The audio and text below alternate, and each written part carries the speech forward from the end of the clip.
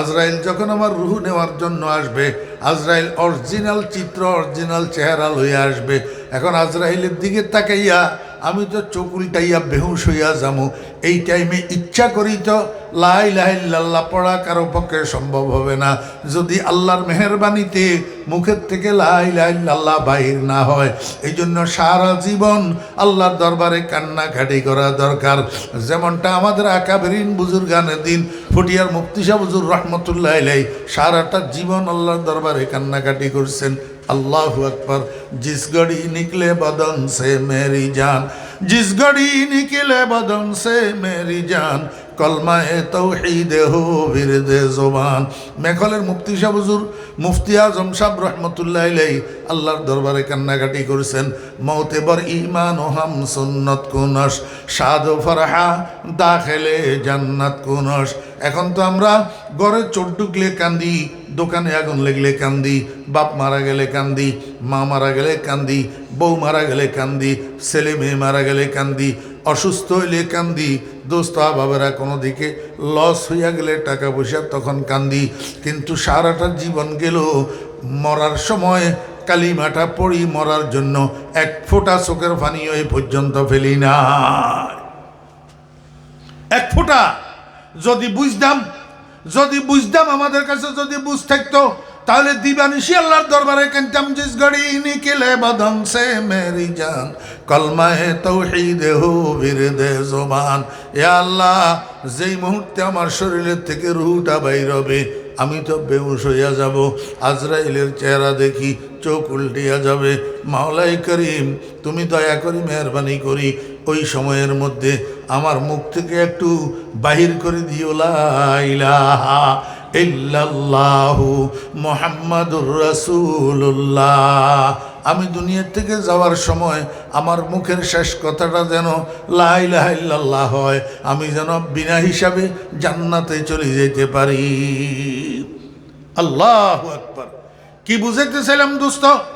আমাদের শরীরের মধ্যে তিনটা অঙ্গ আছে, এই তিনটা অঙ্গকে যদি সংশোধন করা যায় একটা মানুষ পরিপূর্ণ সংশোধন হয়ে যায়। তার মধ্যে একটা অঙ্গ হইল জিহ্বা, এটারে সংশোধন করতে হবে কিভাবে?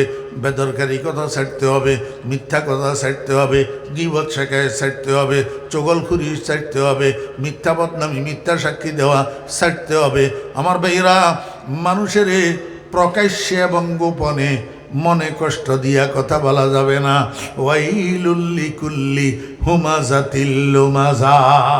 প্রকাশ্য মানুষের মনে কষ্ট যায় এমন কথা বলা যাবে না, গোপনেও এমন কথা বলা যাবে না, যেই কথাটা শুনলে উনি মনে কষ্ট পাবে এমন কথা বলা যাবে না, এমন কথা বলা যাবে না।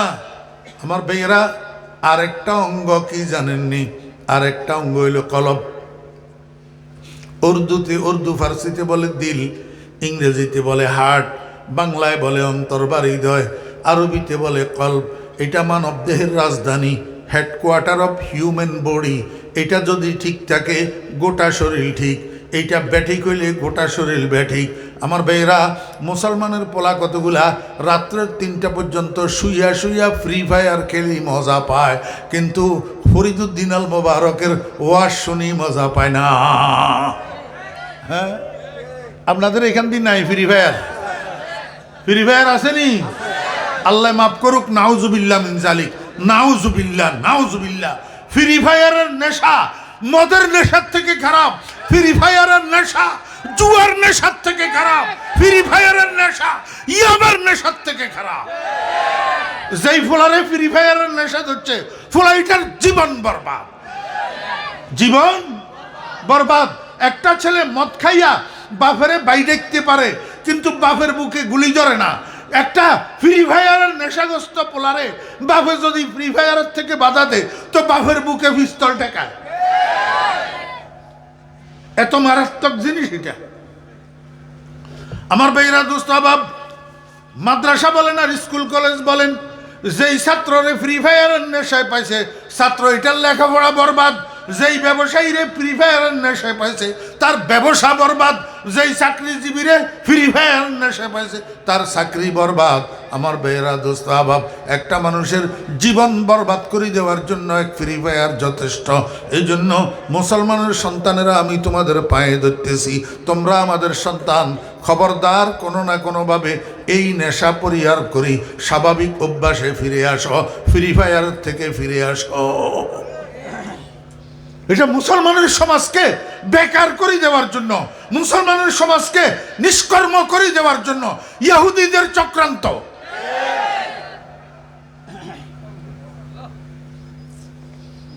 আল্লাহু আকবার। আমার ভাইরা দোস্ত আহবাব, এই কলবটা ঠিক, চোখ ঠিক, কলব ঠিক, কান ঠিক, কলব ঠিক, মুখ ঠিক, কলব ঠিক, হাত ঠিক, কলব ঠিক, পাও ঠিক, কলব ঠিক নেই, কিচ্ছু ঠিক নেই। কলব ঠিক নেই, ব্রেন ঠিক নেই, কলব ঠিক নেই, ইমানের রুচি তার কাছে নাই, আমলের মজা তার কাছে নেই, কলব ঠিক না থাকলে। এই জন্য আল্লাহ পাক রব্বুল আলামিনকে বান্দা তোমার কলবের সংশোধন করো।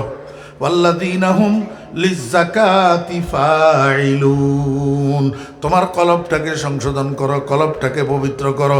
আমি কোরআন হাদিস পুরাটা পর্যালোচনা করে দেখলাম, কলবকে সংশোধন করার মতো 4টা মেডিসিন পাইলাম, মৌলিকভাবে 4টা মেডিসিন। 1 নম্বর মেডিসিনের নাম তেলাওয়াতে কোরআন। তেলাওয়াতে, এখন তো বর্তমান সময়ে আম খাস নির্বিশেষে, স্কুলওয়ালা মাদ্রাসাওয়ালা নির্বিশেষে, আলেম আওয়াম নির্বিশেষে কোরআন তেলাওয়াত উঠি গেছে কইলে চলে। হক কথায় আহমক বেজার, গরম ভাতে বিলে বেজার, কইলে মারি খায়, না কইলে বাপে হারাম খায়। এখন আর মানুষ আগের মতো কোরআন তেলাওয়াত করে না। কোরআন তেলাওয়াত, অথচ মানুষের দিল ঠিক করার মেডিসিন হলো কোরআন তেলাওয়াত। দিল ঠিক করার কাজ, মানুষ একজনের সাথে একজনের ঝগড়া লাগলে কয় না তোর বেটার দিল ঠিক নেই, তোর বেটা কি নাই, দিল ঠিক নাই। এই দিল ঠিক করার মেডিসিন হলো কি? কোরআন তেলাওয়াত।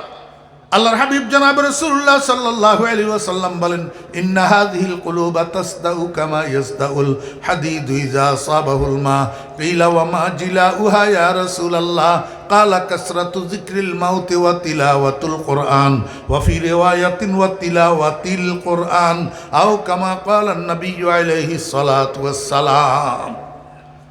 বলেন, কলবকে সংশোধন করার 1 নম্বর মেডিসিন কি? কোরআনে কারিমের তেলাওয়াত। কোরআনে কারিমের তেলাওয়াত। 2 নম্বর মেডিসিনের নাম জিক্রুল্লাহ। 2 নম্বর মেডিসিন কি? জিক্রুল্লাহ, আল্লাহর জিকির। ও ভাইরা দোস্ত আহবাব, কি দিয়ে আল্লাহর জিকির করবেন? 1 নম্বর তো খায়রুল আকওয়াল দিয়ে আল্লাহর জিকির করবেন। খায়রুল আকওয়াল লা ইলাহা ইল্লাল্লাহ, এটা দিয়ে আল্লাহ জিকির করবেন।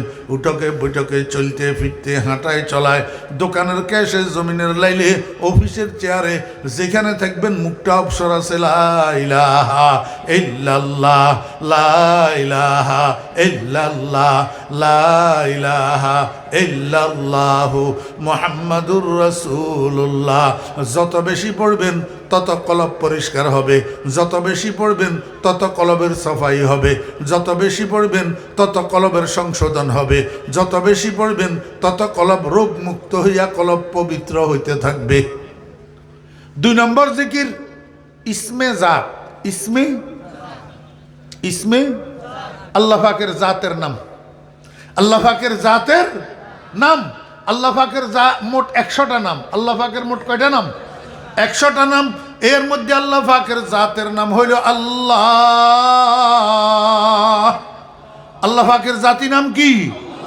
আরো 99টা নাম আছে, সেগুলা গুণবাচক নাম, সেগুলা সিফতি নাম। আল্লাহ পাকের একটা জাতি নাম আল্লাহ। আমার ভাইরা দোস্ত আহবাব, ওয়া হাযা আল ইসমুল আযম, এটাই ইসমে আযম। এই নামটা উচ্চারণ করি আল্লাহর কাছে দুনিয়ার মানুষ যা চায় তাই আল্লাহ দান করে। এই জন্য আমাদের নবীজি আমাদেরকে দোয়া শিক্ষা দিয়েছেন, আল্লাহুম্মা ইন্নী আসআলুকা বিইসমিকাল আযম, আল্লাহ আল্লাহ আল্লাহ। এই দোয়াটা পাঠ করি। মানুষ যখন আল্লাহর কাছে কিছু চায় আল্লাহ পাক তাকে সেটা দে। মানুষ যখন আল্লাহর কাছে কোনো দোয়া করে আল্লাহ পাক তার দোয়া কবুল করে। আল্লাহ পাকের জাতি নাম উচ্চারণ করাটাই ইবাদত। কথা কয় না। আল্লাহ ইবাদত হইছে। কি হইছে? ইবাদত হইছে। এই আধা সেকেন্ড যে খরচ হইল, আধা সেকেন্ডের অর্ধেক সিকি সেকেন্ড যে খরচ হইল, আল্লাহ এই সময়টা আমলনামার মধ্যে ইবাদত লেখা হইছে। কি লেখা হইছে? ইবাদত। আল্লাহ শব্দ এটা উচ্চারণ করাই ইবাদত। অতএব যদি লা ইলাহা ইল্লাল্লাহ লম্বা মনে হয় তাহলে ছোট জিকির করবেন, আল্লাহ পাকের ইসমে জাতের জিকির, আল্লাহ আল্লাহ আল্লাহ আল্লাহ আল্লাহ আল্লাহ আল্লাহ আল্লাহ আল্লাহ আল্লাহ আল্লাহ আল্লাহ আল্লাহ। যেখানে বসেন ডাইনে বামে কেউ নাই, নিরিবিলি নির্জনে যদি করতে পারেন, আর 2 ফোঁটা চোখের পানি যদি বাইর হয়, আল্লাহর হাবিব ঘোষণা করেছেন কিয়ামতের ময়দানে 7 সূর্যের তাপের থেকে বাঁচাইয়া আল্লাহ পাক আরশের ছায়ার মধ্যে আপনারা জায়গা করে দিবে। আল্লাহ আল্লাহ। কেউ শুনানির দরকার নাই তো, কারোর শুনানির দরকার নাই। নিজে নিজে মনে মনে নিজে শুনেন মতো আওয়াজে আল্লাহ আল্লাহ আল্লাহ আল্লাহ আল্লাহ আল্লাহ আল্লাহ আল্লাহ আল্লাহ। যতক্ষণ জুটবেন ততক্ষণ আমলনামায় ইবাদত লেখা হবে। কি লেখা হবে? ইবাদত লেখা হবে। আল্লাহু আকবার। সময় কম তো এই জন্য একটু সংক্ষেপে বলে যেতেছি। তাহলে কলবকে সংশোধন করার 2 নম্বর মেডিসিন কি? আল্লাহ জিকির। আল্লাহর 1 নম্বর মেডিসিন কি? কোরআন তেলাওয়াত। 2 নম্বর মেডিসিন আল্লাহ জিকির। 3 নম্বর মেডিসিন কাসরাতু যিকরিল মাউত। কাসরাতু যিকরিল মাউত, বেশি বেশি মৃত্যুকে স্মরণ করা। বেশি বেশি মৃত্যুকে কি করা? স্মরণ করা। বেশি বেশি মৃত্যুকে কেমনে স্মরণ করবেন আমার ভাইরা দোস্ত আহবাব? 2টা পদ্ধতি। 1 নম্বর পদ্ধতি হলো যত কাজ করবেন সব কাজের শেষ কাজ মনে করি করবেন। এই যে আজকে মাহফিলের মধ্যে বসছেন, এই মাহফিলটা আপনার আমার জীবনের শেষ কাজ হইতে পারে। আপনি বয়ান শুনতেছেন না? বয়ান শুনতেছেন না? আপনি মনোযোগ এদিকে কেন গেল?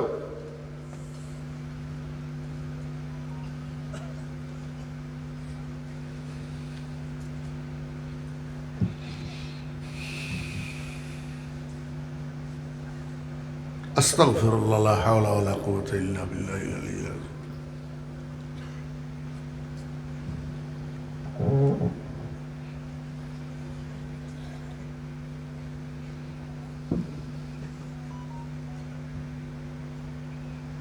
কি বলতেছিলাম?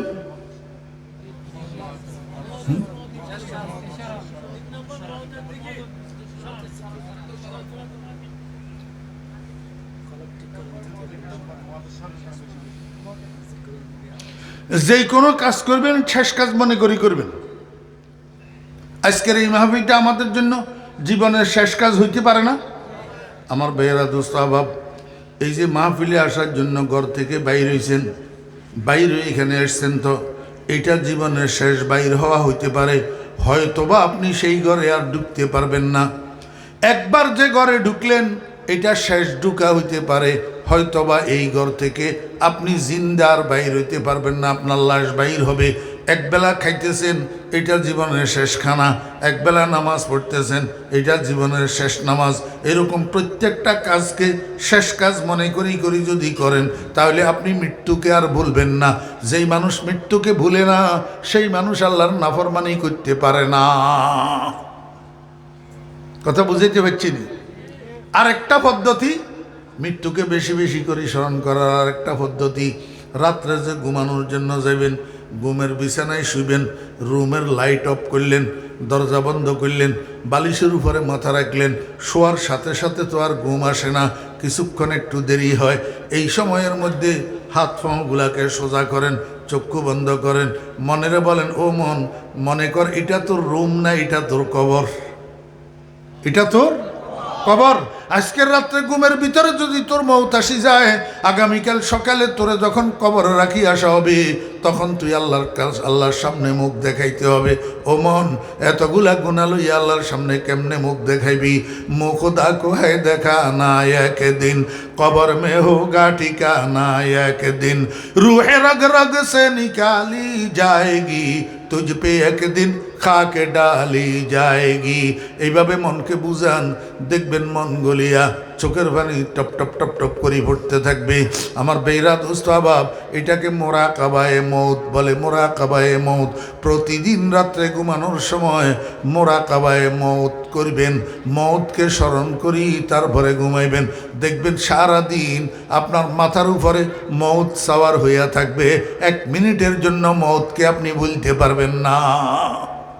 আল্লাহর হাবিব জনাব রাসূলুল্লাহ সাল্লাল্লাহু আলাইহি ওয়াসাল্লাম বলেন, আকসিরু যিকরা হাযিমিল লাযাতিল মাউত। ও আমার উম্মতেরা, মৃত্যু এমন জিনিস যেটাই দুনিয়ার সমস্ত সুস্বাদু বস্তুকে নিঃস্বাদে পরিণত করি দে, স্বাদেরে কাটিয়া অস্বাদে পরিণত করি দে। এই মৃত্যুটাকে বেশি বেশি করে স্মরণ করো। 3 নম্বর মেডিসিন। 4 নম্বর মেডিসিন জিয়ারাতুল কুবুর। 4 নম্বর মেডিসিন কি? জিয়ারাতুল কুবুর।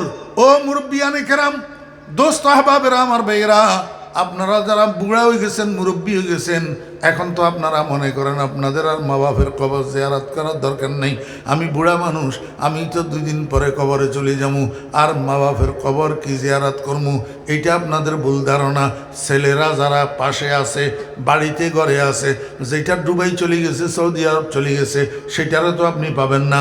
যেই ছেলেরা বাড়িতে ঘরে আছে তাদেরকে শুক্রবার দিন, জুমার দিন ডাকবেন, বাবারা এদিকে আয়। ছেলেদেরকে ডাকি, ছেলেদেরকে সাথে লইয়া বলবেন, চলো তোমার দাদা দাদুর কবর জিয়ারত করে আসি।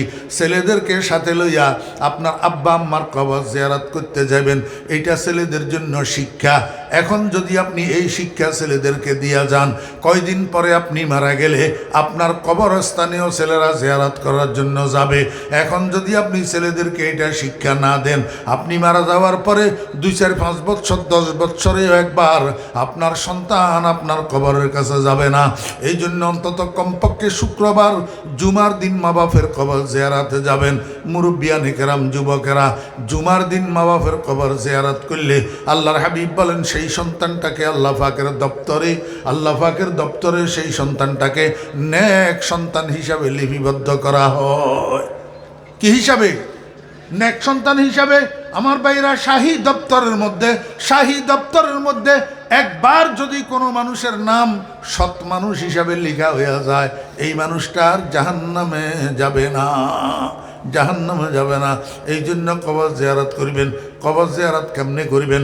প্রথমে কবরের পাশে যাই, কিচ্ছু পড়বেন না, কিছুক্ষণ কবরের দিকে এইভাবে তাকাই থাকবেন।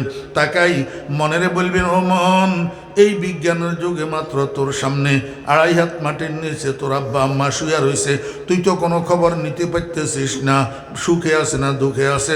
ও মন, আজকে যদি তুই মরে যাস, আগামীকাল তুইও এরকম 2.5 হাত মাটির নিচে, 3.5 হাত মাটির নিচে শুয়ে যাবি। তোর সন্তানেরাও তোর খবর নিতে পারবে না। ও মন, কবরের জন্য কি সম্বল জোগাড় করলি? কি নিয়ে যাবি? মানুষ ঢাকা চট্টগ্রাম যাইতে পর্যাপ্ত টাকা পয়সা হিসাব করি সাথে লয়। গাড়ির ভাড়া কত, থাকা কত, খাওয়া কত, মালসামানার খরিদ কত, হিসাব করি টাকা পয়সা পকেটে লয়। টাকা হিসাব করি পকেটে না লইলে জায়গায় জায়গায় বেইজ্জত হওয়া লাগে, অপদস্থ হওয়া লাগে। ওমন, কবরের জন্য তুই কি সম্বল জোগাড় করছ? না হইলে তো কবরে তোকে বেইজ্জত হইতে হবে, অপদস্থ হইতে হবে। এই কথা বলি মনেরে বুঝান, আর কবরের দিকে তাকাই থাকেন। দেখবেন অল্প কিছুক্ষণের মধ্যে আপনার দিলটা গলিয়া চোখের পানি বুরবুর করে পড়তে থাকবে। এইবার জিয়ারতের দোয়া পড়েন, আসসালামু আলাইকুম ইয়া আহলাল কুবুর, ইয়াগফিরুল্লাহু লানা ওয়া লাকুম ওয়া আনতুম সালাফুনা ওয়া নাহনু বিল আসর। এইবার আউযু বিল্লাহ বিসমিল্লাহ পড়ি একবার, সূরা ফাতিহা পড়েন 3 বার, সূরা ইখলাস পড়েন 11 বার, দরুদ শরীফ পড়েন। এইবার মনে মনে কোন রব্বুল আলামিন, আমি যে তোমার কোরআন তেলাওয়াত করলাম, তোমার হাবিবের উপরে দরুদ পাঠ করলাম, এগুলার সওয়াব আমার আব্বা আম্মার রুহের উপরে পৌঁছাইয়া দাও। আমার বেহরা দোস্ত আবাব, কোনো সন্তান যদি মা বাপের কবরস্থানে যাইয়া অথবা দূরের থেকে তিনবার সূরা ইখলাস পড়ি মা বাবার রুহের উপরে সওয়াব পৌঁছায়। অন্তত কমপক্ষে এই তিনবার সূরা ইখলাসের সওয়াবের বদৌলত 40 দিন কবরের আযাব মাফ হইয়া যায়। কদিন? 40 দিন। হতভাগা সন্তানেরা কামের কাম করতে জানে না, কাম করতে জানে, মা বাপের কোনো উপকার করতে পারলি না। তিনবার প্রতিদিন সূরা ইখলাস পড়ি মা বাপের রুহের উপরে সওয়াব পৌঁছাবি। হতভাগা সন্তানেরা 5 ওয়াক্ত নামাজ পড়ি আল্লাহর দরবারে হাত উঠাইয়া বলবি রব্বির হামহুমা কামা রব্বায়ানি সাগীরা। নাহলে তোর মতো সন্তানের কেন লালন পালন করলো? ছোট্ট থাকতে গলা টিপি মারি ফেললেই তো ভালো ছিল। তুই তো সুসন্তান না কুসন্তান। আমার ভাইয়েরা দুস্তাবাব, 2টা অঙ্গ সংশোধনের আলোচনা হইল, আর একটা অঙ্গ রইল। আল্লাহ পাক রব্বুল আলামিন বলেন ওয়াল্লাযীনা হুম লিফুরুজিহিম হাফিজুন ইল্লা আলা আজওয়াজিহিম আও মা মালাকাত আইমানুহুম ফাইন্নাহুম গায়রু মালুমিন ফামান ইবতাগা ওয়ারাআ যালিকা ফাউলাইকা হুমুল আদুন। আল্লাহ বলেন বান্দা, আর একটা অঙ্গ আছে, গুরুত্বপূর্ণ অঙ্গ তোমার শরীরের মধ্যে। এই অঙ্গটা হলো তোমার যৌনাঙ্গ, তোমার লজ্জাস্থান। আল্লাহ পাক বলেন এইটাকে হেফাজত করিবা। কেমনে হেফাজত করিবা? এইটাকে তোমার যৌনাঙ্গটাকে নারী হও আর পুরুষ হও অনুমোদিত ক্ষেত্রে ব্যবহার করিবা। যেখানে ব্যবহার করার জন্য অনুমোদন আছে সেখানে ব্যবহার করিবা। খবরদার নিষিদ্ধ জায়গায় যৌনাঙ্গ ব্যবহার করিবা না। তুমি নারী হও আর পুরুষ হও, তোমার যৌনাঙ্গটাকে তুমি সংশোধন করিবা নিষিদ্ধ জায়গায় ব্যবহার না করার মাধ্যমে, অনুমোদিত ক্ষেত্রে ব্যবহারের মাধ্যমে। যদি এইটা তোমার সংশোধন হইয়া যায় তাহলে 3টা অঙ্গ তোমার সংশোধন হইয়া গেল। বান্দা এখন জান্নাতুল ফেরদাউসের পরিপূর্ণ উপযুক্ত তুমি হইয়া গেলা। এইবার আরেকটা গুণ তোমাকে অর্জন করতে হবে। ওয়াল্লাযীনা হুম লিআমানাতিহিম ওয়া আহাদিহিম রাউন। আমার ভাইয়েরা, 3 নম্বর গুণ আদায়ে হুকুকুল ইবাদ। দুনিয়ার মানুষ যাদের সাথে আপনি চলছেন, ফিরছেন, খাইছেন, ব্যবসা বাণিজ্য করছেন, রাজনীতি করছেন, সমাজনীতি করছেন, যেই মানুষগুলো আপনার লাইফ লিডিংয়ের সাথে সম্পৃক্ত ছিল, এই মানুষগুলোর মধ্য থেকে, পরিবারের থেকে, বাড়ির মানুষ, সমাজের মানুষ, রাষ্ট্রের মানুষ, কেউ আপনার কাছে কোনো কিছু পাওনা আছে কিনা, কারো হক আপনার উপরে আছে কিনা? যদি থাকে এই পাওনা, এই হক মৃত্যুর আগে আপনাকে পরিশোধ করিয়া মরতে হবে। না হলে আপনি যত বড় কুতুবার, যত বড় হাজী সাহেব হবেন না কেন, জান্নাতুল ফেরদাউসের ওয়ারিস হইতে পারবেন না। আল্লাহ পাক রব্বুল আলামিনকে জিজ্ঞেস করলাম, মাওলাই করিম, তাহলে আমি হুকুকুল ইবাদ কিভাবে আদায় করে যেতে পারবো? আমি মরার সময় কেউ আমার কাছে কোনো কিছু পাওনাদার থাকবে না, কারো হক আমার উপরে থাকবে না, এটা কিভাবে সম্ভব? আল্লাহ পাক বলেন, তুমি 2টা জিনিসের রক্ষা করিবা, 2টা জিনিসের হেফাজত করিবা, 2টা জিনিসের সংরক্ষণ করিবা। একটার নাম আমানত আর একটার নাম ওয়াদা। কারো আমানতে খেয়ানত করতে পারিবা না, আর কারো সাথে দেওয়া ওয়াদা ভঙ্গ করতে পারিবা না। দেখবা মরণের সময় তোমার কাছে কেউ কিছু পাওনা থাকবে না, তোমার উপরে কারো হক থাকবে না, যদি আমানতের খেয়ানত না করো। আচ্ছা, আমার একটু বুঝি থাকলে বলেন তো, আব্বাই যে সম্পদ রেখে গেছে সেই সম্পদ শুধু আমরা ভাইয়েরা ভাগ করে নিলাম, বোনেরে দিলাম না, এটা আমানতের খেয়ানত হইল কিনা? আমানতের খেয়ানত। যদি মানুষ আমানতদার হয় তাহলে বোনের হক মরণের সময় তার উপরে আর থাকে না, বোনের হক তার উপরে থাকে না। এরকমভাবে ওয়াদা যদি কেউ ভঙ্গ না করে, ওয়াদা যদি পূরণ করে, তাহলে তার উপরেও কেউ পাওনা থাকে না। আল্লাহ পাক মূলনীতি শিখাইয়া দিয়েছেন, 2টা জিনিসের হেফাজত করিবা, একটার নাম আমানত আর একটার নাম ওয়াদা। দেখবা তোমার কাছে আর হুকুকুল ইবাদ থাকবে না, হুকুকুল ইবাদ মরার আগে আগে আদায় হয়ে যাবে। আল্লাহ কয়, বান্দা এই 3টা গুণ যদি তুমি অর্জন করতে পারো তাহলে উলাইকা হুমুল ওয়ারিসুন। وآخر دعوانا أن الحمد لله رب العالمين وصلى الله تعالى على خير خلقه محمد وآله رسول الله صلى الله عليه وسلم الدنيا كلها متاع وخير متاع الدنيا المرأة الصالحة وصدق رسوله النبي الأمي الكريم ونحن على ذلك لمن الشاهدين والشاكرين ربنا تقبل منا إنك أنت السميع العليم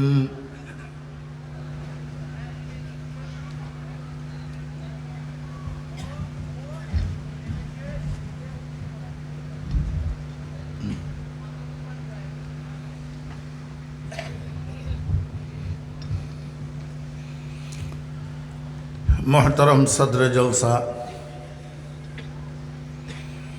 ग्रामी कदर हजरात उलमाए किराम समावेत सर्वस्तरेर दिनदार मुसलमान भाइरा प्राणप्रिय युवक तरुण भाइरा पर्दार आड़ालेर सम्मानिता पर्दानशी मा ओ बोनेरा महान आल्लाह रब्बुल आलमीनेर अपरिसीम दयार एहसान आल्लाह रब्बुल आलमीन आमादेरके आज 10 জানুয়ারি 2026 इंग्रेजी तारीखे चट्टग्रामेर आনোয়ারা थानार अंतर्गत बोआलिया इस्लामी युव समाजेर उद्योगे आयोजित आजकेर এই মহতি 17তম ইসলামী সম্মেলনে আমাদেরকে অংশগ্রহণ করার তৌফিক দিয়েছেন। এজন্য আমরা সবাই মহান রব্বুল আলামিনের শুকর আদায় করি আলহামদুলিল্লাহ। কথা শুরু করার আগে আমি আপনাদেরকে একটা অনুরোধ করি, এই যে জায়গাটা সামনে খালি, এই জায়গাটা একটু পূরণ করি বসেন।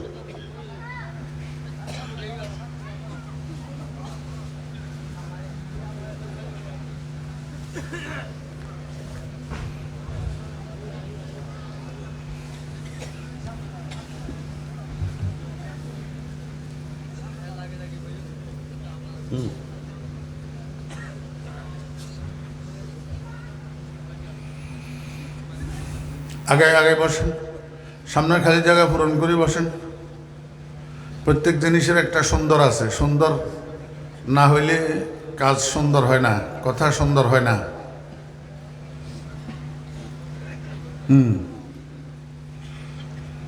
আমার সামনের জায়গাটাই যদি খালি থাকে তাহলে আমি কার দিকে তাকাই কথা বলবো?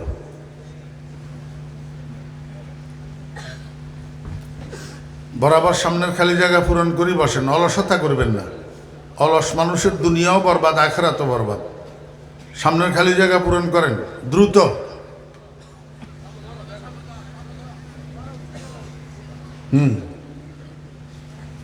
माशाल्लाह, हरकते बरकत। बसें। आरेकटा कथा, মাহফিলের শেষে বিরিয়ানির ফটলা আসেনি? হ্যাঁ, আছে না নাই?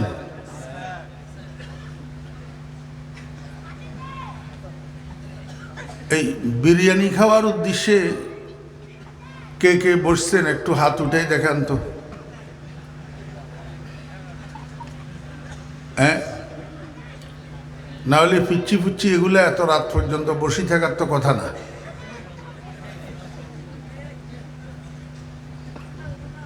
খবরদার, ইন্নামাল আমালু বিন্নিয়াত, নিয়তের মধ্যে যদি ত্রুটি থাকে তো এই আমল 2 পয়সার কাজেও আসবে না। এই জন্য নিয়ত সহি করে বসতে হবে। বিরিয়ানির পোটলা একটা মানে কি?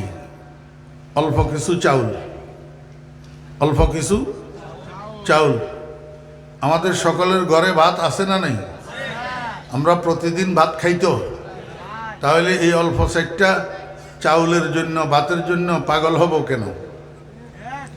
আল্লাহ মাফ করেন, নাউযুবিল্লাহি মিন যালিক। আমরা এই উদ্দেশ্যে আসি নাই, আমরা আসছি বয়ান শোনার উদ্দেশ্যে। ঠিক আছে ইনশাআল্লাহ। বয়ান শোনার উদ্দেশ্যে কে কে বসছেন? মাশাআল্লাহ, হাত নামান।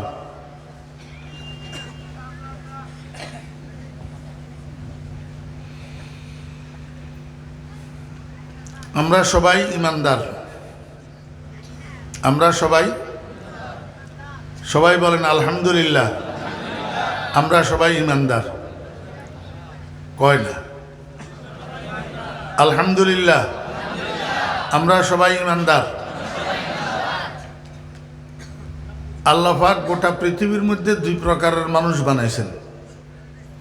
এক প্রকারের নাম ইমানদার, আর এক প্রকারের নাম বেঈমান। ঠিক আছে নি? আর কথা ওনারা বুঝতে লাগতেন না? চট্টগ্রামের ভাষায় হইম না ইন বাইরের তো মানুষ গাইন দিয়ে ওনারার ভাষা কথা কইলেন গম লাগতো না। ইতাল্লাই একেবারে সহজ শুদ্ধ ভাষায় হইর একখানা মনোযোগ তাইলে ইনশাল্লাহ বুঝিবেন, মনোযোগ লাইব। আল্লাহ পাক কয় প্রকারের মানুষ বানাইছেন? এক প্রকারের নাম ইমানদার, আরেক প্রকারের নাম বেঈমান। তো মানুষ যখন দুই প্রকার, আল্লাহ পাক এই মানুষের জন্য শেষ ঠিকানা বানাইয়া রেখেছেন দুইটা। শেষ ঠিকানা দুইটা, একটার নাম জান্নাত, আরেকটার নাম বুঝে থাকলে বলুন। জান্নাত ইমানদারের ঠিকানা, বেঈমানের ঠিকানা? আর জাহান্নাম ইমানদারের ঠিকানা না বেঈমানের ঠিকানা? তাহলে আমরা যেহেতু আলহামদুলিল্লাহ বললাম আমরা সবাই ইমানদার, তাহলে আমরা জান্নাতে যাইতে চাইবো না জাহান্নামে? নাউযু বিল্লাহি মিন যালিক। আমরা কেউ জাহান্নামে যাওয়ার প্রত্যাশা করি না, আমরা আশা করি কোথায় যাওয়ার? জান্নাতে যাওয়ার। জান্নাত আমাদের বাবার বাড়ি, জান্নাত আমাদের বাবার বাড়ি। আমাদের বাবার নাম হযরতে আদম আলাইহিস সালাম।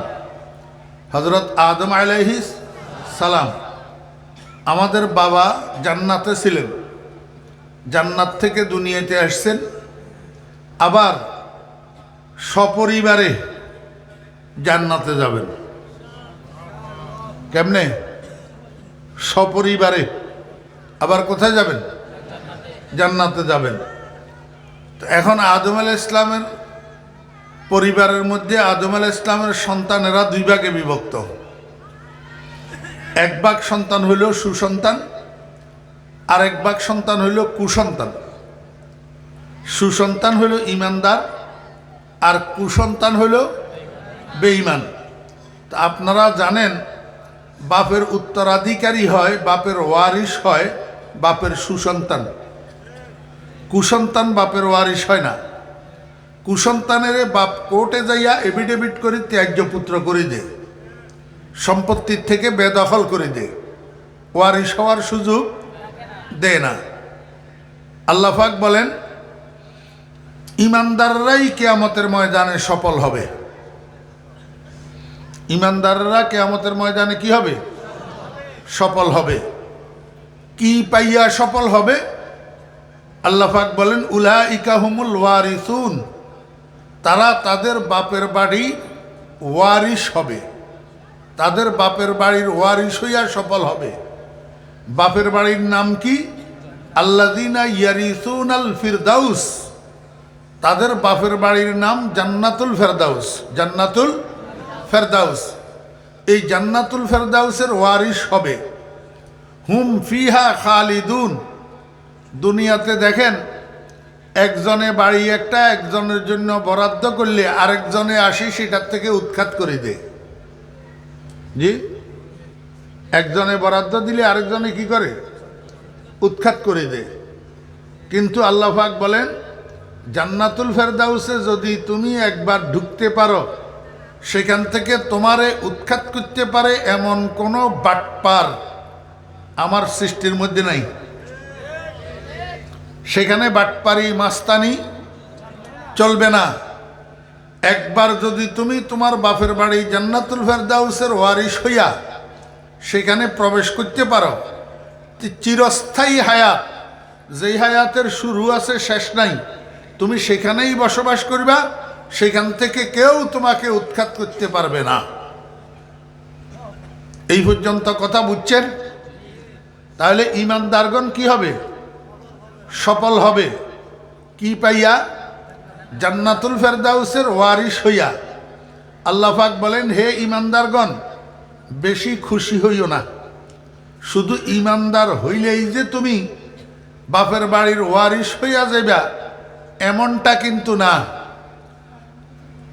তুমি তোমার আব্বার সন্তান হওয়ার পরেও তোমার বাপের বাড়ির ওয়ারিস হওয়ার জন্য, জান্নাতুল ফেরদাউসের ওয়ারিস হওয়ার জন্য তোমার 3টা গুণ অর্জন করতে হবে। কয়টা গুণ মনে থাকবে? কালকে সকালে চায়ের দোকানে বসে বলতে পারবেন কয়টা গুণ অর্জন করতে হবে? 3টা গুণ। 1 নম্বর গুণের নাম তাআল্লুক মা আল্লাহ। 2 নম্বর গুণের নাম ইসলাহে নফস। 3 নম্বর গুণের নাম আদায়ে হুকুকুল ইবাদ। এগুলা তাফসীরের পরিভাষা, আমি বাংলায় আপনাদেরকে বুঝে দিতেছি। 1 নম্বর গুণের নাম তাআল্লুক মা আল্লাহ। আমার মুখে মুখে বলেন, 1 নম্বর গুণের নাম তাআল্লুক মা আল্লাহ। বলেন বলেন। এই ইসলামী পরিভাষাগুলা মুসলিম যুবক তরুণদের মুখস্থ থাকা উচিত। মুখস্থ থাকা উচিত। তাহলে মুসলিম যুবক তরুণেরা আর গোশত বাদ দিয়া মাংস বলবে না, কদু বাদ দিয়া লাউ বলবে না, লাউ বলবে না। আমাদের শত্রুরা ভুলেও আমাদের একটা শব্দ ব্যবহার করে না। এরা ভুলেও আমাদের পানিকে পানি বলে না, জল ছাড়া। এরা ভুলেও আমাদের কদুকে কদু বলে না, লাউ ছাড়া। এরা ভুলেও আমাদের গোশতকে গোশত বলে না, মাংস ছাড়া। কিন্তু মুসলমানের সন্তানেরা এই ইতিহাস জানে না যে হিন্দুরা মাংসকে মাংস কেন বলে। মাংস শব্দটা একটা সংযুক্ত শব্দ। মা, অংশ, এই 2টা শব্দ সংযুক্ত হইয়া হয়েছে মাংস। মা, অংশ, এই 2টা শব্দ সংযুক্ত হইয়া হয়েছে কি? মাংস। কিসের মা কিসের অংশ? গোমাতার অংশ। গোমাতার অংশ। আমরা গরুর গোশতকে গোশত বলি, আর তারা বলে মাংস। কেন মাংস বলে? তারা গরুরে মা জানে, মা। গরুরে কি জানে? মা জানে। এই জন্য তারা গরুর পূজা করে, গরুর পেশাব খায়, গরুর গোবর পূজা করে, কিন্তু গরুর গোশত খায় না। গরুর গোশত খায় না। যেহেতু সেটা মায়ের অংশ, সেহেতু তারা গরুর গোশত খায় না। এই জন্য তারা মাংস বলে। তো তুমি মুসলমানের বাচ্চা, তুমি কি গরুরে মা জানো নি? তো তুমি মাংস খাও কা? কথা বুঝছেন না বুঝেন নেই? এই জন্য মুসলমান যুবক তরুণেরা এই ইসলামের পারিভাষিক শব্দগুলা মুখস্থ থাকা চাই, জানা থাকা চাই। তাআল্লুক মা আল্লাহ। বলেন, সবাই বলেন, তাআল্লুক মা আল্লাহ। এই তাআল্লুক মা আল্লাহ কথা, এটার অর্থ কি? এটার অর্থ হইল আল্লাহ পাকের সাথে সুসম্পর্ক তৈরি করা এবং এই সুসম্পর্ক মৃত্যু পর্যন্ত ধরে রাখা।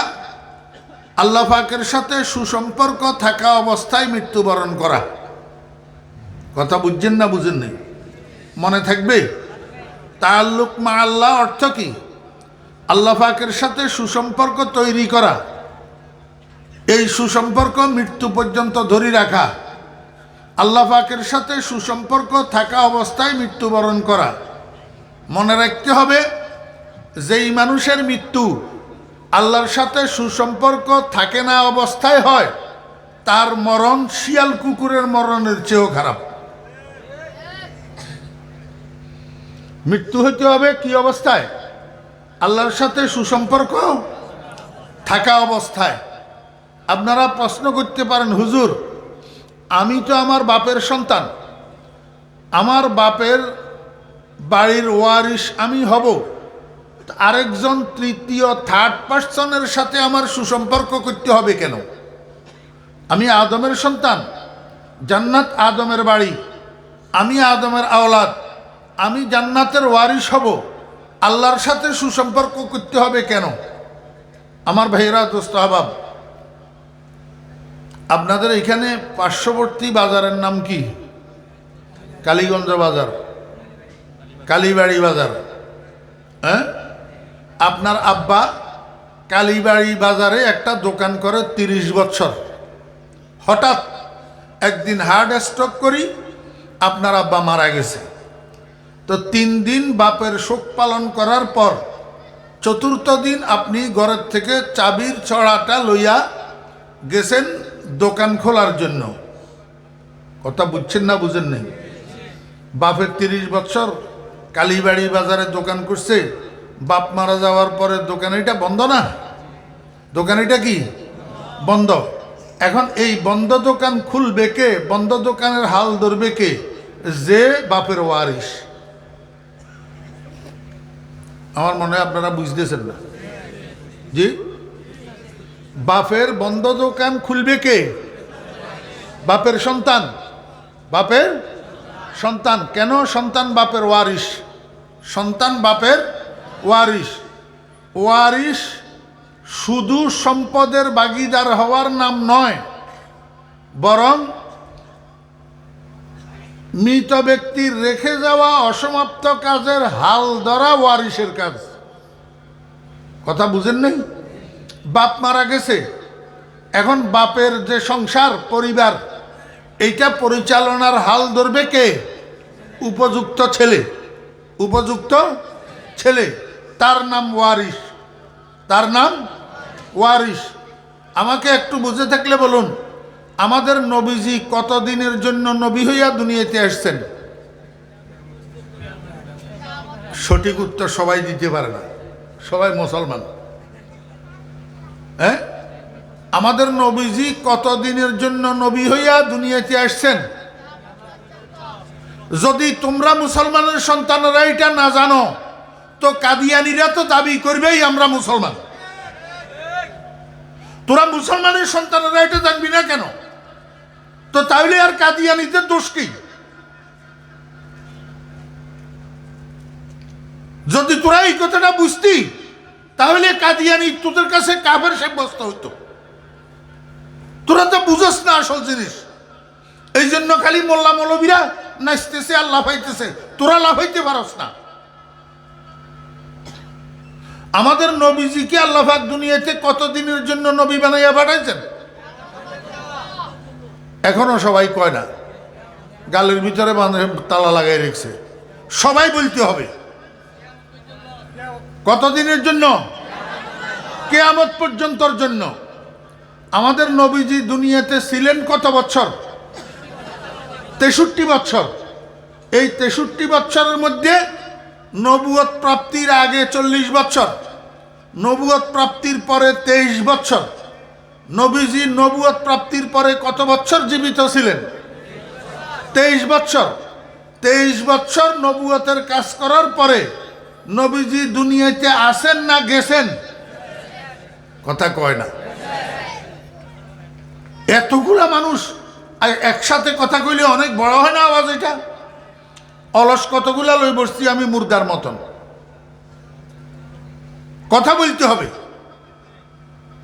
রাসূল আকরাম সাল্লাল্লাহু আলাইহি ওয়াসাল্লাম 23 বছর নবুয়তের কার্যক্রম পরিচালনা করার পর আসেন না গেছেন? কিন্তু নবীজিকে নবী বানাইয়া পাঠাইছেন কিয়ামত পর্যন্তর জন্য। এখন নবীজি তো 23 বছর নবুয়তের কার্যক্রম পরিচালনা করে দুনিয়াতে গেছেন। এখন নবীজি চলে যাওয়ার পর কিয়ামত পর্যন্ত নবীজির নবুয়তের কার্যক্রম চলবে না বন্ধ হবে? চলবে। কারা হাল ধরবে এই কাজের? ওয়ারিশেরা। কারা হাল ধরবে? বাপ মরে যাওয়ার পর বাপের রেখে যাওয়া ব্যবসার হাল ধরে বাপের ওয়ারিশে। নবীজি দুনিয়ার থেকে যাওয়ার পর নবীজির রেখে যাওয়া নবুয়তের কাজের হাল ধরবে কিয়ামত পর্যন্ত নবীজির ওয়ারিসেরা। নবীজির ওয়ারিস কারা? ওলামায়ে কেরাম। নবীজির ওয়ারিস কারা? ওলামায়ে কেরাম। যেহেতু নবীজি বলে গেছেন আনা খাতামুন নবিয়্যিন লা নবিয়্যা বাদি, আমি শেষ নবী, আমার পরে আর দুনিয়াতে কোনো নবী আসবে না। এখন নবীজি দুনিয়া থেকে চলে যাওয়ার পর নবীজির এই কথাটা প্রচার করবে কারা? আলেমেরা। নবীজির এই কথাটা প্রচার করবে কারা? আলেমেরা। যদি কেউ দাবি করে আমি অথবা আমার সমর্থক অমুক নবী, তার গলা টিপি দিবে নবীজির ওয়ারিসরা, আলেমেরা। কথা বুঝেন নাই?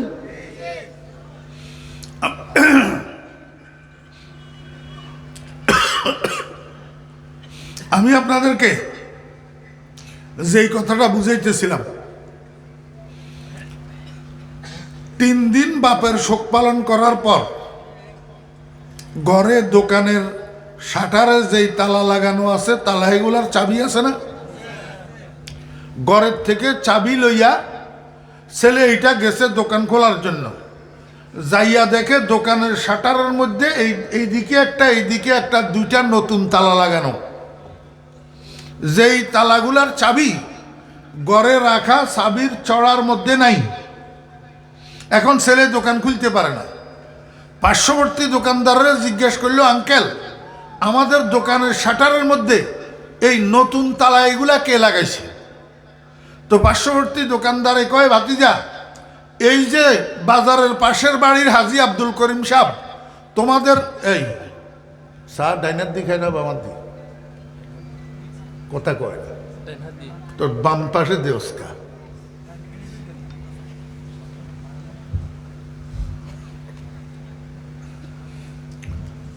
মনোযোগ আসেনি?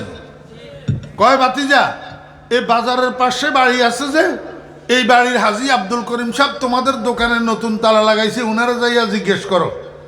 তো পোলাইটা দৌড়াই গেছে হাজী সাহেবের কাছে, যাইয়া কয় আঙ্কেল আমাদের দোকানের তালা লাগাইছে কে? কয় আমি লাগাইছি।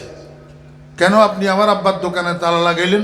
আমার আব্বা এই দোকান 30 বছর পর্যন্ত করে।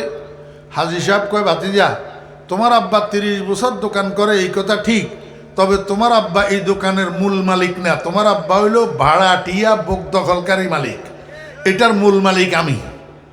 মূল মালিক আমি।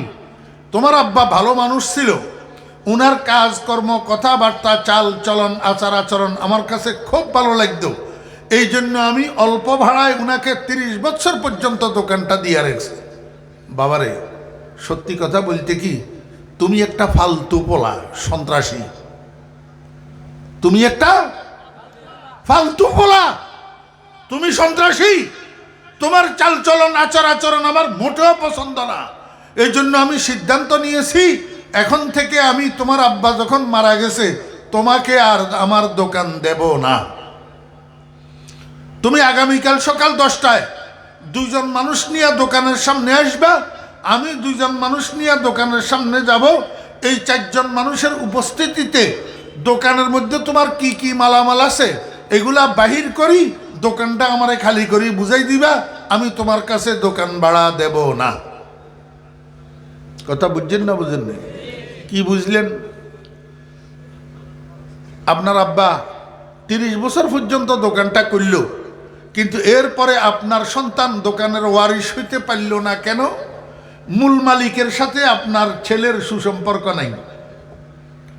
মূল মালিকের সাথে আপনার ছেলের সুসম্পর্ক নাই, এই জন্য মূল মালিকই আপনার দোকানে ঢুকতে। আল্লাহ পাক রব্বুল আলামিন কয়, দুনিয়ার মানুষ, হে দুনিয়ার ইমানদারগণ, তোমরা আদমের সন্তান, এই কথা ঠিক, সেই হিসাবে তোমরা জান্নাতের উত্তরসূরি, জান্নাতের ওয়ারিস, এই কথা ঠিক, কিন্তু আরেকটা কথা তোমাদের মনে রাখতে হবে, তোমার আব্বার বাড়ি জান্নাত, কিন্তু তোমার আব্বা জান্নাতের মূল মালিক না, বুক দখলকারী মালিক। এই জান্নাতের মূল মালিক আমি আল্লাহ। মূল মালিক কে? আল্লাহ পাক রব্বুল আলামিন বলেন, বান্দা আমার সাথে যতক্ষণ সুসম্পর্ক তৈরি করিবা না ততক্ষণ পর্যন্ত তুমি আদমের সন্তান হইলেও, ইমানদার হইলেও জান্নাতের ওয়ারিস হইতে পারিবা না। যদি জান্নাতের ওয়ারিস হইতে চাও, আমি আল্লাহর সাথে সুসম্পর্ক তৈরি করো এবং সেই সুসম্পর্ক মৃত্যু পর্যন্ত ধরে রাখো, সেই সুসম্পর্কের উপরে মৃত্যুবরণ করো, তাহলেই তুমি জান্নাতের ওয়ারিস হইতে পারিবা। বুঝছেন না বুঝেন নাই? এই পর্যন্ত কথা বুঝছেন? তাহলে শুধু ইমানদার হইলেই, শুধু আদমের সন্তান হইলেই জান্নাতুল ফেরদাউসের ওয়ারিস হওয়া যাবে না? তাআল্লুক মা আল্লাহ পয়দা করতে হবে, তাআল্লুক মা আল্লাহ পয়দা করতে হবে, আল্লাহর সাথে সুসম্পর্ক তৈরি করতে হবে। যেহেতু জান্নাতুল ফেরদাউসের মূল মালিক আল্লাহ, মূল মালিক রব্বুল আলামিনকে জিজ্ঞেস করলাম, মাওলাই করিম তাহলে আপনার সাথে সুসম্পর্ক কিভাবে করব? আপনার সাথে সুসম্পর্ক করার মাধ্যম কি হবে, কেমনে করব, আমাদেরকে একটু বলুন না। আল্লাহ পাক রব্বুল আলামিন কয়, বান্দা আমার সাথে সুসম্পর্ক করার মাধ্যম হইল 5 ওয়াক্ত নামাজ। কথা কয় না? আল্লাহ পাকের সাথে সুসম্পর্ক তৈরি করার মাধ্যম কি? 5 ওয়াক্ত নামাজ। তাইলে এবারে আপনারাই একটু বলেন না, এই বেনামাজি যদি মারা যায়, আল্লাহর সাথে সুসম্পর্ক অবস্থায় মারা যাইতেছে? হ্যাঁ, আল্লাহু আকবার। বেনামাজির সাথে আল্লাহর সাথে সুসম্পর্ক আছে? নাই। কারণ আল্লাহর সাথে সুসম্পর্ক তৈরি করার মাধ্যম কি? আমার ভাইয়েরা, দোস্ত আহবাব, মরার কোনো টাইম টেবিল আসেনি। গত 3-4 দিন আগে আমার গ্রামে একটা ছেলে মারা গেছে, বয়স খুব বেশি হইলে 37-38 হবে। পিকআপ চালাইতো, পিকআপের ড্রাইভার। হঠাৎ করে স্ট্রোক করি মারা গেছে। বাপ কিন্তু এখনো জিন্দা, বাপ এখনো জিন্দা। তাহলে বাপের হাতের উপরে সন্তান চলে গেল, সিরিয়াল ঠিক আছে না? Serial break, serial break. এই জন্য ও যুবকেরা, তরুণেরা, ও তরুণেরা, যুবকেরা, কোনো গ্যারান্টি নাই যে তুমি তোমার আব্বার সমান বয়স পাইবা, তুমি তোমার দাদার সমান বয়স পাইবা, তুমি চুল দাড়ি সাদা করি মরবা, এটার কোনো গ্যারান্টি নাই। অতএব কারণে যদি আল্লাহর সাথে সুসম্পর্ক তৈরি করি, আল্লাহর সাথে সুসম্পর্কের উপরে মরতে হয়, তাহলে নামাজ ধর, নামাজ ধর। নামাজ না ধরি কোনো উপায় নাই। আল্লাহর সাথে সুসম্পর্ক তৈরি করার মাধ্যম কি? নামাজ। এখন একটা প্রশ্ন, যে কিছু কিছু মানুষের নামাজ পড়ে কিন্তু সকাল থেকে সন্ধ্যা পর্যন্ত সারা মিথ্যা কথা কয়। সারা কি কয়? সারা মিথ্যা কথা কয়। বুঝিও কয়, না বুঝিও কয়, জানিও কয়, না জানিও কয়, দরকারেও কয়, বেদরকারেও কয়, যেখানে মিথ্যা বলার দরকার নেই সেখানেও কয়। আর এর চেয়ে বাঙ্গি কইলাম না। যেখানে মিথ্যা বলার দরকার নেই সেখানেও কয়। আপনারা আমার একটু বুঝে থাকলে বলুন তো, কোনো নামাজি মানুষ মিথ্যা কথা বলতে পারে? তা হে আগের কাতারে নামাজ পড়ে, মসজিদের সভাপতি, মসজিদের সেক্রেটারি, মসজিদের কেশিয়ার, মসজিদ কমিটির সদস্য, কপালে দাগ পড়ে গেছে নামাজের, তার মুখ থেকে এই মিথ্যা কথা কেমনে বাইর হয়? বোঝা গেল নামাজ ঠিক নেই। নামাজ 5 ওয়াক্ত নামাজ পড়ে কিন্তু গ্রামে সুদের উপরে টাকা লাগায়। 5 ওয়াক্ত নামাজ পড়ে, বদলা দিয়া আরেকজনের জমিনের আইল কাটি ওই বাইরের সাইডে দিই, সেইগুলা দিয়ে বান্ধি দে, নিজের জমিনটা বড় করার জন্য, আরেকজনের জমিনটা ছোট করার জন্য। কি লাভ হবে তোমার নামাজ দিয়া? আমার ভাইয়েরা, দোস্ত আহবাব, তাহলে বোঝা গেল আমার নামাজে আমার উপকার করতেছে না, নামাজের দ্বারা আল্লাহর সাথে সুসম্পর্ক তৈরি হইতেছে না। এটার কারণ কি? আল্লাহ পাক রব্বুল আলামিন কয়, বান্দা তোমার নামাজের মধ্যে একটা জিনিসের অভাব আছে। একটা জিনিসের, যেই জিনিসটার অভাব, সেই জিনিসটাকে আরবি ভাষায় বলে খুশু'। কি বলে? খুশু'। এই খুশু শব্দের অর্থ হল ভয় মিশ্রিত ধ্যান, ভয় মিশ্রিত। আমার বেহরা দোস্ত আহবাব, একটা মার্ডার কেসের আসামি 7 বছর পর্যন্ত জেলখানায়, এদিকে 7 বছর মামলা চলতেছে। শেষ পর্যন্ত 7 বছর পরে একদিন জজে রায়ের তারিখ ঘোষণা করছে, আগামী মাসের 20 তারিখে এই মামলার রায় হবে। যেদিন রায়ের তারিখ সেই দিন সকাল 10টার সময় এই আসামি এটাকে আল্লাহু আকবার, এটার কি কয়, কাঠগড়ায় উঠাইছে। উকিলেরা দোনো পক্ষের আসছে, জজ সাহেব এজলাসে উঠি বসছে। এত বড় বান্ডিল একটা রায়ের কপি জজ সাহেব সামনে নিয়ে বসছে। কিছুক্ষণের মধ্যে জজ রায় পড়া শুরু করবে। এই সময়ের মধ্যে যেই লোকটা মার্ডার কেসের আসামি, যার রায়ের আজকে যার বিচারের রায় হবে, এই লোকটার কাঠগড়ায় তার কি অবস্থা হয়? 1 নম্বর, তার দিলের ভিতরে একটা ভয় খুব খুব খুব খুব করে। জি, সম্পূর্ণ মনোযোগ, সম্পূর্ণ ধ্যান জজের চেহারার দিকে থাকে। জজের চেহারার থেকে এক পলকের জন্য চক্ষু সরে না। না জানি জজের মুখ থেকে কি না কি বাইর হয়। 5 বৎসরের জেল, 10 বৎসরের জেল, যাবজ্জীবন কারাদণ্ড, নাকি ফাঁসির আদেশ বাইর হয়, কিচ্ছু জানে না। আমার বেহরা দোস্ত আহবাব, একটা ভয় অন্তরের মধ্যে নিয়ে সম্পূর্ণ মনোযোগ, সম্পূর্ণ ধ্যান জজের দিকে থাকে। এই যে একটা ভয় মিশ্রিত ধ্যান, আল্লাহ পাক রব্বুল আলামিন কয়, বান্দা, যখন তুমি আল্লাহু আকবার তাকবীরে তাহরিমা বলিয়া নামাজ শুরু করলা, এইবার সালাম ফিরানো পর্যন্ত তোমার দিলের ভিতরে আমি আল্লাহর দিকে একটা ভয় মিশ্রিত ধ্যান থাকবে। এই ভয় মিশ্রিত ধ্যানটা লইয়া যদি তুমি নামাজ পড়ো, এই নামাজের দ্বারা তোমার সাথে আমার সাথে সুসম্পর্ক গড়ে উঠবে। আমরা তো নামাজের নিয়তবন্দি ডুবাই যাইগা। নামাজের নিয়তবন্দি কোথায় যাই? আফসোসের বিষয় কি জানেননি? আফসোসের বিষয়, মুসলমানের ফোলা কতগুলা শিক্ষিত অশিক্ষিত নির্বিশেষে এত বড় বড় চাইতা কথা কয়, এক এক কথা 5 মণ ওজন, কিন্তু গোড়ার ডিম নামাজটা পড়তে জানে না, তাশাহুদটা শুদ্ধ করে মুখস্থ জানে না, দরুদ শরীফটা শুদ্ধ করে মুখস্থ জানে না, দোয়ায়ে কুনুতটা শুদ্ধ করে মুখস্থ জানে না, আলাম তারা থেকে নাস পর্যন্ত 10টা সূরা শুদ্ধ করে মুখস্থ জানে না, জানাজার নামাজের দোয়াটা শুদ্ধ করে মুখস্থ জানে না। মুসলমানের বাচ্চারা কথা বলে ফাঁকনা ফাঁকনা, কথা বলে। আপনার বিশ্বাস না হইলে এই এখন মাহফিলের ভিতরে পরীক্ষা নেন না, কয়জনে জানাজার নামাজের দোয়া শুদ্ধ করে মুখস্থ বলতে পারে? আমি কান কাটি ফেলবো। তাহলে কয়জনে পারে? 100 জনের ভিতরে যদি 10 জনে পারে, আল্লাহু আকবার। নামাজের নিয়তবন্দি শুধু লেফট রাইট করতেছে যে এইটাই সার, আর কিছু নেই। লেফট রাইট করার নাম নামাজ নি? হ্যাঁ, তো এই নামাজে আল্লাহ পাকের সাথে সুসম্পর্ক গড়ে উঠবে।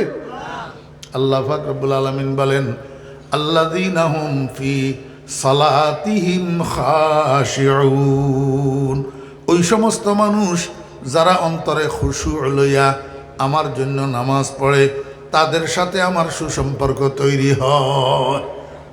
সুসম্পর্ক মনোযোগ সহকারে, ধ্যানের সাথে, একাগ্রতার সাথে আল্লাহু আকবার 5 ওয়াক্ত নামাজ পড়েন। 5 ওয়াক্ত নামাজ আমাদের সাথে আমাদের এক সাথী ছিল, হে 2 মিনিটে 10 রাকাত পড়তো নামাজ। 2 মিনিটে। আমি একদিন জিজ্ঞেস করলাম, আরে হাসান মিয়া, আমরা 4 রাকাত পড়তে লাগে 5 মিনিট, তুই 2 রাকাত কেমনে 10 রাকাত, 2 মিনিটে কেমনে 10 রাকাত পড়স? হে আমারে কয়, তোদের মেশিন এটা বাংলা মেশিন, ভালো করে চলে না, আমারটা জাপানি মেশিন, করকরাই কাটে। আমাদের সমাজে ফলা কতগুলো আছে জাপানি মেশিনওয়ালা, করকরাই কাটে, এমনি খালি উঠে আর বসে, খালি উঠে আর বসে। এগুলা নামাজ না ধোঁকাবাজি? আল্লাহ, এই নামাজে আল্লাহর সাথে সুসম্পর্ক হবে? আল্লাহ পাক রব্বুল আলামিন বলেন, বান্দা খুশুওয়ালা নামাজ হইতে হবে, খুশুওয়ালা নামাজ। যেই নামাজের মধ্যে আমি আল্লাহর দিকে তোমার দিলের ধ্যান থাকবে এবং তোমার দিলের মধ্যে আমি আল্লাহর ভয় থাকবে। এই ভয়ওয়ালা ধ্যান লইয়া যদি তুমি নামাজ পড়ো, দেখবা আস্তে আস্তে তোমার সাথে আমার সুসম্পর্ক তৈরি হবে। মানুষের সাথে আল্লাহর সাথে যখন সুসম্পর্ক তৈরি হয়, এই মানুষটাকে অন্যরা বলে আল্লাহওয়ালা। কি কয়? আল্লাহওয়ালা। মানুষের সাথে আল্লাহর সাথে যখন সুসম্পর্ক তৈরি হয়, এই মানুষটাকে দুনিয়ার মানুষ বলে আল্লাহওয়ালা। আমার ভাইরা, দোস্ত, বাবেরা, মানুষ যখন আল্লাহওয়ালা হয়, তখন এই মানুষ এটার ব্যাপারে আল্লাহ পাক যেই কোনো সিদ্ধান্ত নেওয়ার আগে মানুষ এটারে জিজ্ঞেস করে, বান্দা তোমার জন্য আমি এই সিদ্ধান্ত নিতেছি, বলো তুমি রাজি আছো কিনা? खुदी को कर बुलंद इतना कि हर तकदीर से पहले, खुदी को कर बुलंद इतना कि हर तकदीर से पहले, खुदा खुद बंदे से पूछे बता तेरा रजा क्या है। अल्लाह अकबर। আল্লাহ পাক আমাদেরকে খুশুওয়ালা নামাজের মাধ্যমে আল্লাহ পাকের সাথে সুসম্পর্ক তৈরি করার তৌফিক দান করেন। এখন প্রশ্ন হইল, এই সুসম্পর্কটা মৃত্যু পর্যন্ত ধরে রাখবো কেমনি? আল্লাহ পাককে আবার জিজ্ঞাসা করলাম, মাওলা ঠিক আছে, খুশুওয়ালা নামাজ দিয়া আপনার সাথে সুসম্পর্ক তৈরি করলাম, এখন এই সুসম্পর্ক মৃত্যু পর্যন্ত ধরে রাখার মাধ্যম কি? আল্লাহ কয়, বান্দা মৃত্যু পর্যন্ত সুসম্পর্ক এটা ধরে রাখার মাধ্যমও নামাজ। মৃত্যু পর্যন্ত সুসম্পর্ক ধরে রাখার মাধ্যমে কি?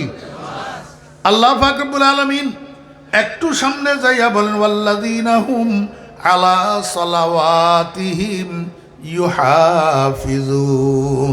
ও বান্দা, যদি এই সুসম্পর্কটা মৃত্যু পর্যন্ত তুমি ধরে রাখতে চাও, তাহলে নামাজকে কন্টিনিউ করিবা। নামাজকে কি করবা? কন্টিনিউ করিবা। শুক্রবারে জুমার নামাজ যখন পড়বা, আসরের নামাজও পড়িবা, মাগরিবের নামাজও পড়িবা, এশার নামাজও পড়িবা, শনিবারেও পড়িবা, আর রবিবারেও পড়িবা, বৃহস্পতিবারেও পড়িবা, আবার শুক্রবারেও পড়িবা। তুমি সারা সপ্তাহ নামাজ পড়লা না, শুধু শুক্রবার দিন জুমার নামাজ পড়লা, এতে সুসম্পর্ক মৃত্যু পর্যন্ত থাকবে না। ফজর পড়লা, জোহর পড়লা না, জোহর পড়লা, আসর পড়লা না, মাগরিব পড়লা, এশা পড়লা না, এতে করি আল্লাহ পাকের সাথে সুসম্পর্ক অবস্থায় তোমার মৃত্যু হবে না। কারণ তুমি ফজরের নামাজ পড়লা, এই ফজরের নামাজের দ্বারা আল্লাহর সাথে সুসম্পর্ক তৈরি হইল, এই সুসম্পর্কটা জোহর পর্যন্ত রইল। এবার জোহরের নামাজ যে পড়লা না, তাহলে সুসম্পর্ক কাটাপ হইয়া গেল। এখন জোহর থেকে আসর পর্যন্ত তোমার সাথে আল্লাহর সুসম্পর্ক নাই। মাগরিবের নামাজ পড়লা, আল্লাহর সাথে সুসম্পর্ক হইল, এশা পর্যন্ত এটা রইল। এশার নামাজ যে না পড়িয়া ঘুমাইয়া গেলা, এই ফজর পর্যন্ত আল্লাহর সাথে তোমার সুসম্পর্ক কাটাপ হইয়া গেল। রাত্রিকালীন তোমার সাথে আল্লাহর সাথে আর সুসম্পর্ক রইল না। এই টাইমের মধ্যে যদি মরণ আসে, তাহলে বান্দা আমার সাথে সুসম্পর্ক অবস্থায় তোমার মৃত্যুটা হইল না। যদি তুমি 5 ওয়াক্ত নামাজ কন্টিনিউ করো, আজকের ফজর থেকে আগামীকাল ফজর পর্যন্ত 5 ওয়াক্ত নামাজ যদি কন্টিনিউ করো, তাহলে 24 ঘন্টা আল্লাহর সাথে তোমার সুসম্পর্ক বজায় রইল।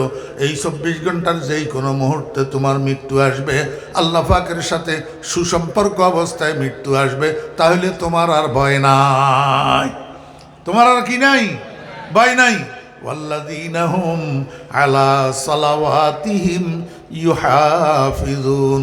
আমার ভাইরা, দোস্ত, আহবাব, ইমানদারগণ জান্নাতুল ফেরদাউসের ওয়ারিস হওয়ার জন্য 3টা গুণ অর্জন করতে হবে। 1 নম্বর গুণ হলো তাআল্লুক মা আল্লাহ, আল্লাহর সাথে সুসম্পর্ক তৈরি করা এবং সেই সুসম্পর্ক মৃত্যু পর্যন্ত ধরে রাখা। আল্লাহর সাথে সুসম্পর্ক তৈরি করার মাধ্যম হইল খুশুওয়ালা নামাজ, ধ্যানওয়ালা নামাজ, আল্লাহর ভয়ওয়ালা নামাজ। হ্যাঁ, আর এই সুসম্পর্ক যদি তুমি মৃত্যু পর্যন্ত ধরে রাখতে চাও, তাহলে তোমাকে নামাজকে কন্টিনিউ করতে হবে। 1 বেলা পড়িবা, আরেক বেলা পড়িবা না, 1 ওয়াক্ত পড়িবা, 3 ওয়াক্ত পড়িবা না, এইভাবে হইলে হবে না। 24 ঘন্টায় 24 ঘন্টা 5 ওয়াক্ত নামাজ তোমাকে পড়তে হবে। এতে করে 24 ঘন্টা আল্লাহ পাকের সাথে তোমার সুসম্পর্ক বজায় থাকবে। এই সময়ের মধ্যে তোমার মৃত্যু হইলে আল্লাহর সাথে সুসম্পর্ক অবস্থায় তোমার মৃত্যু হবে। এই হইল 1 নম্বর গুণ। এই হইল কি? 2 নম্বর গুণের নাম ইসলাহে নফস। 2 নম্বর গুণের নাম সবাই বলেন ইসলাহে নফস। ইসলাহে নফস। এখানে নফস শব্দের অর্থ হলো খোদ। নফস শব্দের অর্থ কি? খোদ, অর্থাৎ নিজেকে সংশোধন করা। নিজেকে কি করা?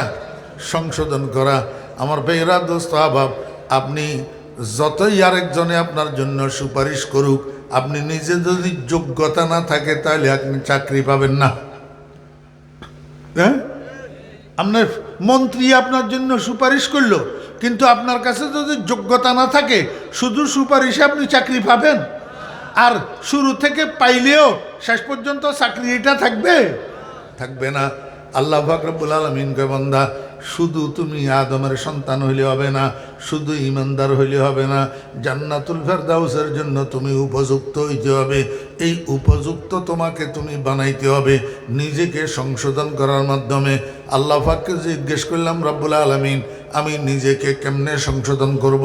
নিজেকে সংশোধন করার মাধ্যম কি?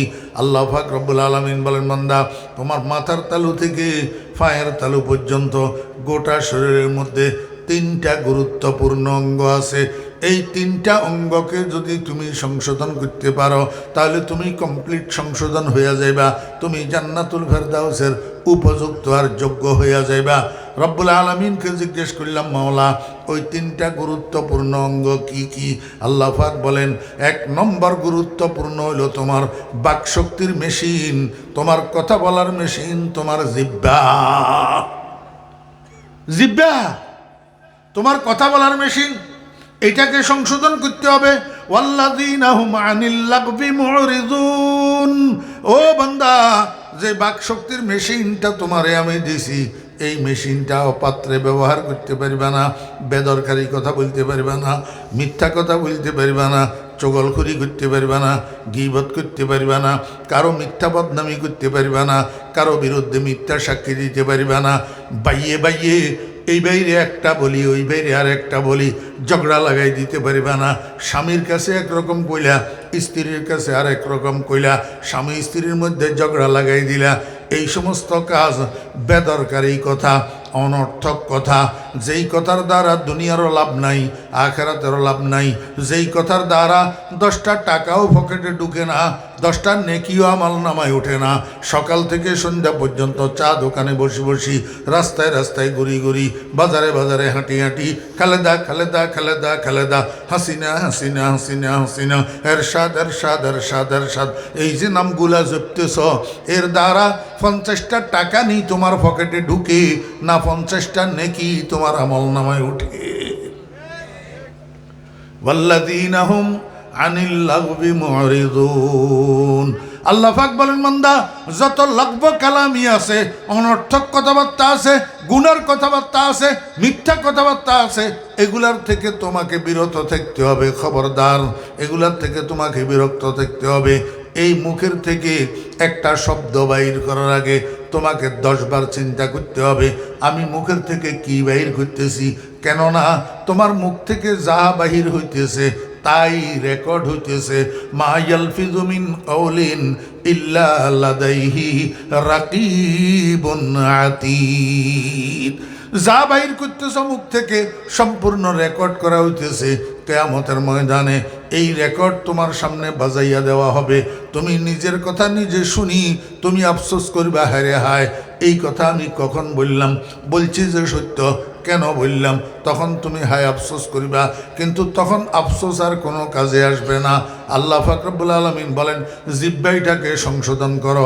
আল্লাহর হাবিব জনাব রাসূলুল্লাহ সাল্লাল্লাহু আলাইহি ওয়াসাল্লাম বলেন, আমার উম্মতেরা যদি কথা বলতেই হয় তাহলে ভালো কথা বলো, আর ভালো কথা যদি না বলো তাহলে চুপ থাকো। মন্দ কথা বলার থেকে চুপ থাকা ভালো। সাহাবীরা কয়, ইয়া রাসূলুল্লাহ, ভালো কথা কোন কথা? রাসূল আকরাম সাল্লাল্লাহু আলাইহি ওয়াসাল্লাম বলেন, এই পৃথিবীর মধ্যে সর্বশ্রেষ্ঠ কথা লা ইলাহা ইল্লাল্লাহ। এর চেয়ে উত্তম, এর চেয়ে ভালো, এর চেয়ে শ্রেষ্ঠ আর কোনো কথা নেই। কি কর আসেনি আমার ভাইয়ের আদব, লা ইলাহা ইল্লাল্লাহ, লা ইলাহা ইল্লাল্লাহ। আওয়াজের একটু টানি, মাদ্দা বিহা সাউতাহু, লা ইলাহা ইল্লাল্লাহ। একবার যদি বলেন, একবার আওয়াজের একটু টানি, লা ইলাহা ইল্লাল্লাহ। একবার যদি বলেন, একসাথে 4000 গুনাহ মাফ হইয়া যাবে। কয় হাজার? 4000 গুনাহ। রাইফেলের গুলি মিস হইতে পারে, আমার নবীজির জবান মিস হইতে পারে না। আমার ভাইয়েরা, দোস্ত আহবাব, এত বড় সত্যবাদী পৃথিবীতে আর আসেও নাই, আসবেও না, মহা সত্যবাদী। ও দোস্ত আহবাবেরা, আল ফাজলু বিমা শাহিদাত বিহিল আদা। দুশ্মন যদি আপনার পক্ষে সাক্ষী দে, তাহলে আপনি সত্যই সত্যবাদী, আপনি সত্যিই বাস্তববাদী। রসুল আকরম সাল্লাল্লাহু আলাইহি ওয়াসাল্লামকে আমানতদার লকব দিছিল মক্কার কাফেররা, আল আমিন। আল্লাহু আকবার। ও ভাইরা দুস্তাবাব, একবার পড়লে যদি 4000 গুনাহ মাফ হয়, 100 বার পড়লে কত হাজার? আমার ভাইরা, 100 বার পড়লে 4 লক্ষ গুনাহ মাফ হয়। সকালবেলায় 100 বার, সন্ধ্যাবেলায় 100 বার, দৈনিক 200 বার করি লা ইলাহা ইল্লাল্লাহ, লা ইলাহা ইল্লাল্লাহ, লা ইলাহা ইল্লাল্লাহু মুহাম্মাদুর রাসূলুল্লাহ। 10 থেকে 15 মিনিট সময় খরচ হবে, 24টা ঘন্টা, এক ঘন্টার মধ্যে 60টা মিনিট আল্লাহর দেওয়া খরচ হইতেছে। সকালে 10 মিনিট খরচ করেন, সন্ধ্যায় 10 মিনিট খরচ করেন। সকালে 100 বার পড়েন লা ইলাহা ইল্লাল্লাহ, সন্ধ্যায় 100 বার পড়েন লা ইলাহা ইল্লাল্লাহ। আল্লাহ সত্য, আল্লাহর রসুল সত্য, 8 লক্ষ গুনাহ আমল নামা থেকে মাফ হইয়া যাবে। কত গুনাহ? 8 লক্ষ গুনাহ। আল্লাহু আকবার। এর চেয়ে ভালো কথা আল্লাহ দুনিয়ার উপরে আর নাই। আমার ভাইয়েরা, দোস্ত আহবাব, আল্লাহর হাবিব জনাব রাসূলুল্লাহ সাল্লাল্লাহু আলাইহি ওয়াসাল্লাম বলেন, কোনো মানুষ দুনিয়ার থেকে যাওয়ার সময় শেষ কথা তার মুখ থেকে যদি বাইর হয়, লা ইলাহা ইল্লাল্লাহ, এই কথাটা মুখের থেকে বাইর হওয়ার পরে আর কোনো কথা তার মুখ থেকে বাইর হয় নাই, এই কথাটা শেষ কথা। আল্লাহর হাবিব বলেন, কিয়ামতের ময়দানে তার কোনো হিসাব নাই, নিকাশ নাই, বিনা হিসাবে সোজা বেহেশত। কিন্তু একটা সমস্যা হইল, আল্লাহু আকবার,